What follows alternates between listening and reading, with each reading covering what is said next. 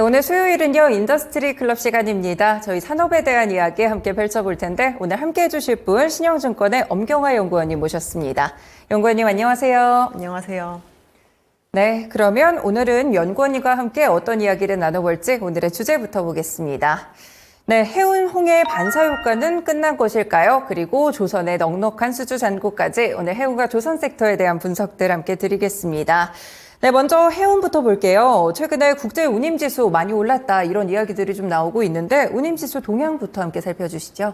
일단 운임지수 중에서 좀 오른 영역이 모든 영역이 다 오른 것은 아니고요. 네. 컨테이너 운임이 한 10주 연속 정도 상승세를 보이고 있고 네. 저희가 작년에 비수기의 끝물에 거의 1000포인트가 깨지면서 이제 코로나 이전으로 완전히 돌아갔던 운임이 최근에 이제 한 3000포인트를 다시 회복을 하면서 네. 거의 3배 수준으로 올라온 상태입니다. 컨테이너 운임지수가 많이 올랐는데 그러면 좀 지지부진한 지수는 어떤 게 있을까요? 크게 상승세를 보이지 못하고 있는 것 중에 하나는 이제 BDI가 그렇게 큰 상승세를 네. 보이지 못하고 있는 상황이고요. 저희가 SCFI가 오를 때, 컨테이너 운임이 오를 때 조금 동반 상승하는 모습을 보였다가 최근에 다시 2000포인트를 하회하는 수준에서 크게 오르지 못하고 있는 모습을 보이고 있습니다.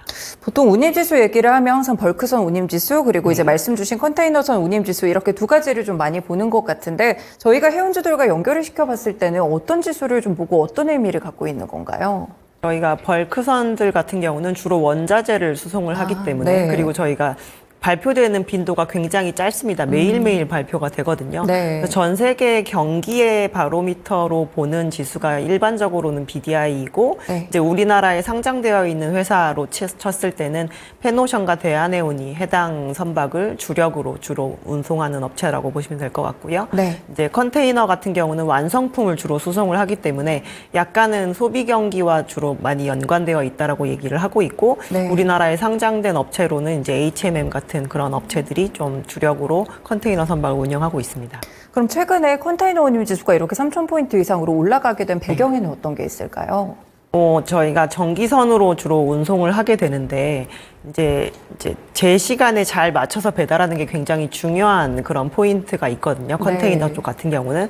근데 이제 아시다시피 뭐 아까 말씀하셨던 홍해 사태와 같이 네. 지정학적 리스크가 발생을 하면서 저희가 제때 잘 배달해 줄 수 있는 그런 부분이 좀 힘들어지게 되었고 이런 거를 빌미로 해서 일반적으로 저희가 운송업체들 같은 경우는 할증료를 많이 부과를 하게 됩니다. 네. 그래서 그런 부분이 적용이 되면서 실제로 해운업체들이 이제 매출로 인식을 하게 되는 운임이 많이 올랐고 그거에 따라서 글로벌 컨테이너 선사들이 약간 구별 없이 대부분 주가도 한 20% 내외 정도의 상승세를 보인 상황인데요. 최근에는 운임이 많이 오르고 있는 상태이긴 하지만 그 이상의 주가 상승세는 이제 뚜렷하게 보이지는 않고 있는 상황입니다. 그럼 앞으로 운임이 조금 더 올라갈 그런 여지들이 남아있는지 최근에 뭐 전쟁 상황이라든지 장기화되는 이런 운임지수가 좀 장기적으로도 올라갈 수가 있는 건가요? 저희가 운임이 이제 장기적인 흐름으로 오르려면 실질적으로 그 운송 시장 내에서 수요와 공급 중에서 네. 수요가 훨씬 더 우세하다는 모습을 많이 보여야 되는 상황인데요. 이렇게 지정학적 리스크로 인해서 저희가 할증료를 부과하는 방식인데 현재 시장의 수요가 그닥 좋지 않으면 사실 네. 이러한 노이즈가 사라지는 순간 운임에 대해서 부과했던 할증료를 더 이상 부과할 수 없는 상황이 됩니다. 그래서 실질적으로 지금 컨테이너 시장의 수요 자체가 굉장히 탄탄하냐가 관건인데 1분기까지 발표된 그 해운사들의 이제 어떻게 보면 탑재율이라고 해야 되죠. 소성률이라고 저희가 보통 얘기를 하는데 그렇게 화물을 얼마나 많이 실었는지 그 비율상으로는 지금 그렇게 수요가 좋다라고 보기는 조금 어려운 상황이기 때문에 지금 운임이 오르고 있고 성수기인 부분을 감안을 해서 운임이 오르는 추세가 유지가 되고 있긴 하지만 네. 다시 비수기로 들어가면 좀 하락할 가능성을 어느 정도 시장에서 보면서 이제 주가 움직임이 그거를 따라가지 못하고 있는 게 아닌가라고 볼 수가 있습니다. 결국에 최근에 이제 해운주들의 흐름을 조금 살펴주셨으면 좋을 것 같은데 지금 해운주들 전반적으로 다 벌크선이라든지 뭐 컨테이너선 이쪽 상관없이 좀 부진한 모습인가요? 저점 대비해서는 이제 이러한 지정학적 리스크의 좀 장기화를 어느 정도 기대를 하면서 제가 아까 말씀드린 바와 같이 한 20% 내외 정도의 네. 상승세는 보인 상황이고요. 이거는 꼭 우리나라에서의 그 해운 업체들뿐만 아니라 글로벌 주요 해운사들이 다 비슷한 모양새이긴 한데 기본적으로 저희가 운임을 굉장히 정확하게 추종을 하는 게 운송업체들의 주가 흐름인 네네. 반면에 이제 최근에는 만약에 이 성수기가 지나가고 나면 또 지금이 현재의 이런 상승세가 금방 꺼질 수 있다라는 생각을 하고 있어서 그런지 네. 요즘에는 운임과 주가가 이제 동행하지 못하고 있는 그런 상황을 유지하고 있습니다.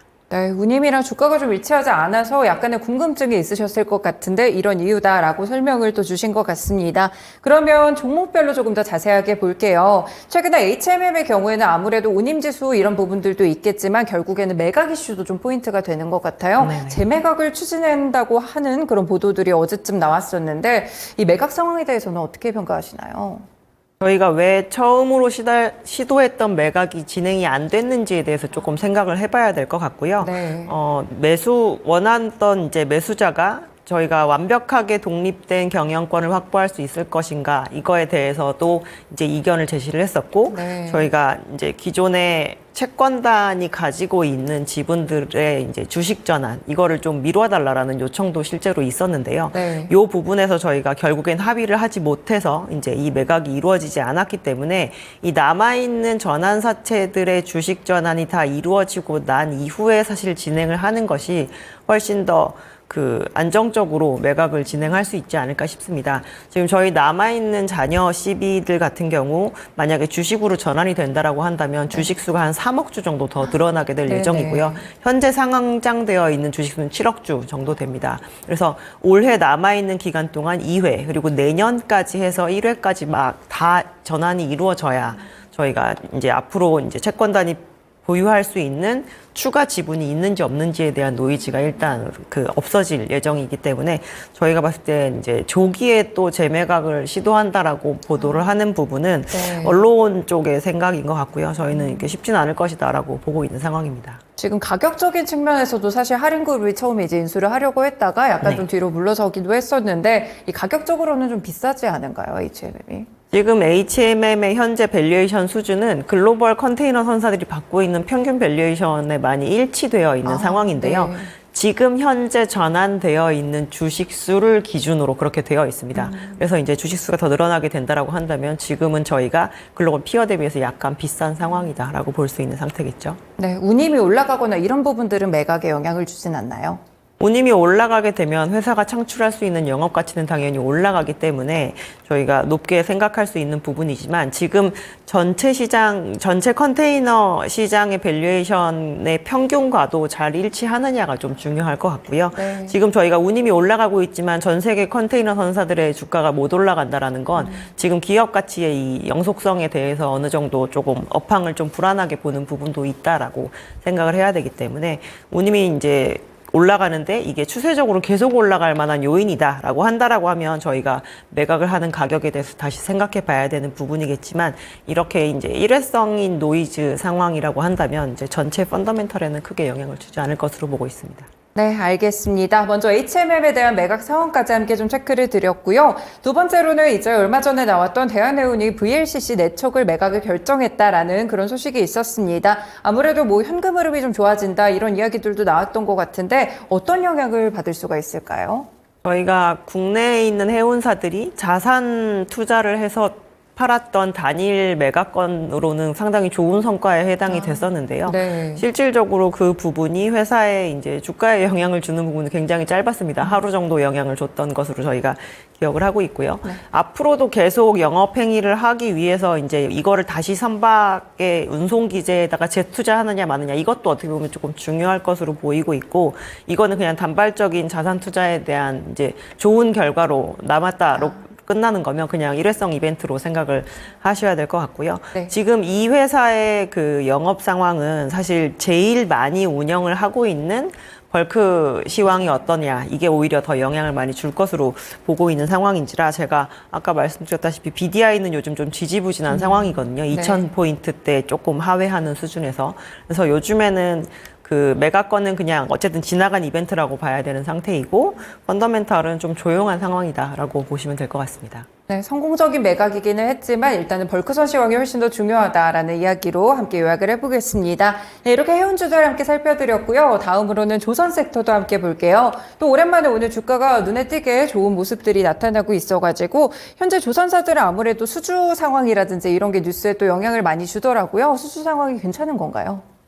올해 처음에 시작을 할 때 원래 저희가 연초에 항상 수주 목표를 제시를 하거든요. 조선 업체들이. 네. 근데 작년까지 워낙 3년 연속 좋은 수주를 받았었던 상황인지라 올해의 목표치를 굉장히 낮게 발표했는데 일부 업체들 중에서는 이미 이제 한 6개월도 채 다 지나지 않은 상황에서 올해 목표치를 거의 다 채운 업체도 나타나고 있는 상황이고 네. 이제 기존에도 원래 수주 잔고가 한 3년 반치를 가지고 있다라고 하는 상황이기 때문에 조선 업체들이 별로 수주를 서두르지 않고 있는 상황인데 오늘도 또 뉴스가 들려오더라고요. 네. 뭐 해외에서 컨테이너 선박을 또 대량으로 수주를 했다는 얘기가. 그래서 지금 국내 업체들 같은 경우는 이제 합산 기준으로 하면 아마 올해 절반 이상 이미 수주를 완료했다라고 네. 보시면 될 것 같고요. 연말로 넘어가면 아마 4년 연속 수주 목표를 초과 달성했다는 얘기가 좀 나오지 않을까라고 생각해 볼 수 있을 만한 상황입니다. 사실 뭐 조선사들의 경우에는 아무래도 수주를 받고 그리고 실적에 또 반영되는 시점까지가 좀 어느 정도 시간이 걸리는 걸로 알고 있는데 이 조선사들의 실적이나 매출, 영업이 이런 쪽은 괜찮게 잘 나오고 있을까요? 올해 1분기 실적이 나올 때 대형사라고 얘기하는 현대, 한화, 삼성이 이제 모두 다 영업 흑자 전환을 한 사례를 보인 네. 굉장히 오래간만에 첫 분기에 해당이 되었었고요. 저희가 신조선 가격이 이제 아까 말씀하신 것처럼 수주를 해서 만들 때까지 이제 시간이 많이 걸리는데 거의 한 3년 정도 걸린다고 보시면 네. 됩니다. 실제로 배를 만드는 게 3년이 걸리는 게 아니라 이제 철을 자르기 시작해서 그 배를 완공하기까지는 한 10개월밖에 안 걸리는데 저희가 특정한 도크 내에서 배를 짓다 보니까 네. 그 도크를 사용하게 되는 그 시간까지가 오래 걸리는 거거든요. 그래서 21년 7월 정도부터 선가가 오르기 시작을 했는데 최근까지 만들어낸 것의 매출에는 21년 상반기까지의 수주 물량이 많이 섞여 있습니다. 네. 그래서 이제 앞으로의 그 건조 단가는 26년까지 거의 계속 올라간다라고 보시면 될 부분이기 때문에 지금은 뭐 1, 2% 수준의 영업 턴어라운드만 했지만 네. 이제 내년, 내후년 실적에는 조선업체들 같은 경우도 또박또박 두 자릿수 영업이익률을 좀 기록하지 않을까라고 기대해 볼 수 있을 만한 상황입니다. 기대감이 좀 높은데 그러면 사실 주가는 또 이런 부분을 선반영하기도 하니까요. 현재 주가 수준이 그러면 어느 정도의 이 수주라든지 실적에 대한 부분을 반영한 주가인가요? 조선업체들은 수주가 좋다는 얘기가 나오고 실제로 실적이 좋게 나오기까지 좀 지금까지 챌린지 기간이 상당히 길었고요. 네. 저희가 21년부터 수주 좋다는 얘기를 계속했지만 실적이 지금 제대로 나온 건 24년 1분기가 처음이거든요. 그래서 오히려 이번 1분기 때 주가 반응은 어닝 시즌 전에 조금 선반영을 했다가 실적이 나오면서 오히려 그 기대감을 확인하면서 더 그 주가 흐름이 좀 좋았었던 네. 상황이기 때문에 이제 당분간은 여전히 저희가 실적에 대해서 그래도 의구심이 좀 남아있는지라 네. 후행 반응하는 좀 분기가 여러 분기 이어지지 않을까라고 생각을 하고 있고요. 과거에 저희가 수주 잔고가 굉장히 모자랄 때 지금 뭐 3년 반치를 가지고 있다라고 하지만 이게 1년 반치 정도가 깨졌을 때 같은 경우는 조선업체들의 순자산 가치만큼도 주가를 잘 주지 않았었는데요. 네. 지금은 주가가 많이 올랐을 때 기준으로 한 2년치 정도까지 지금 주가 PBR 기준으로 저희가 한 2배 언저리가 지금 네. 이제 상단 수준인 것 같습니다. 근데 저희가 지금 수주잔고의 기준으로 봤을 때 한 3배 언저리 정도까지 줄 수 있을 만한 여지가 남아있지 않을까라고 기대해 볼 수 있을 만한 상황입니다. 네, 그렇군요. 그러면 이렇게 조선 이 업체들이 국내 조선사들이 수주도 잘 받고 실적도 잘 나오고 있는데 해외 조선사들과 좀 비교를 했을 때 경쟁력이 어디에 있을까요?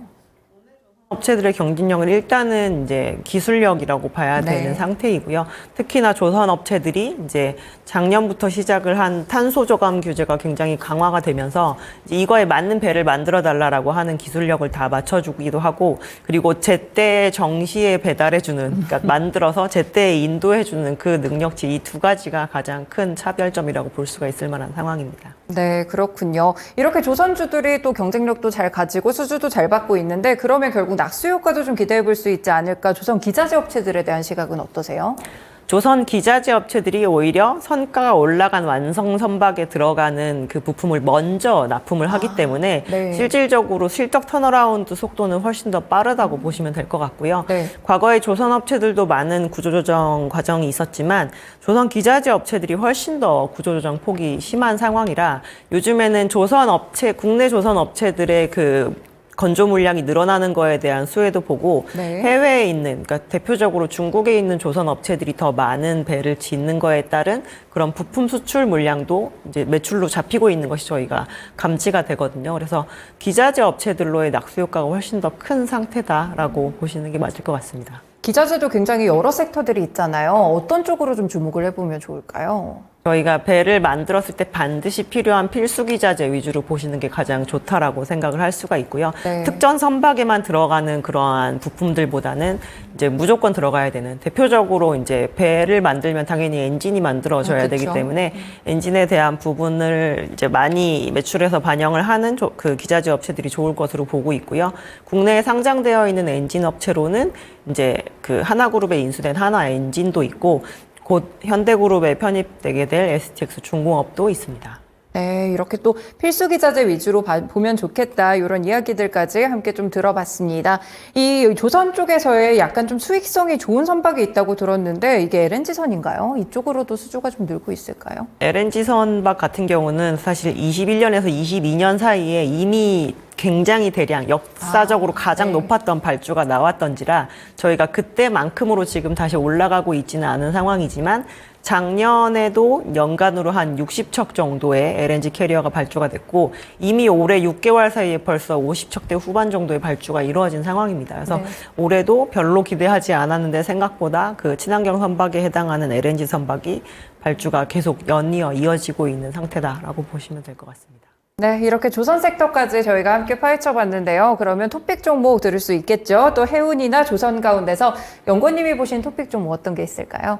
저희는 조선 내에서 완성조선 업체와 기자재로 나눠서 봤을 때는 기자재 업체의 베타가 더 높다라고 보고 있기 때문에 네. 아까 말씀드린 엔진사들 중에서 STX 중공업을 이제 기자재 업체의 탑픽으로 꼽아드리고 있고요. 네. 조선 업체는 결국 섹터가 같은 방향으로 움직이기 때문에 저희는 이제 그 수주를 잘 받은 상황에서 조금 더 싼 업체가 유리하다라고 생각을 하고 있습니다. 그래서 네. 완성 조선 업체 중에 가장 싼 업체는 HD 한국조선해양이고요.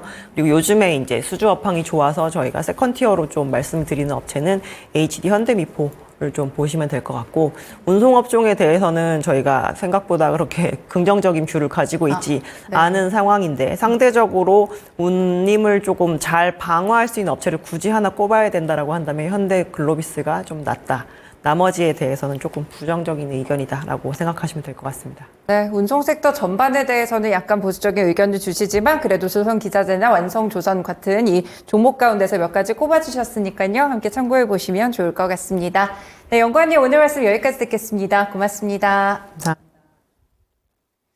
네, 이렇게 오늘 인더스트리 클럽 시간에서는 조선 그리고 해운 섹터에 대한 산업 이야기 함께 들어봤습니다. 신영증권의 엄경아 연구원님과 함께했습니다.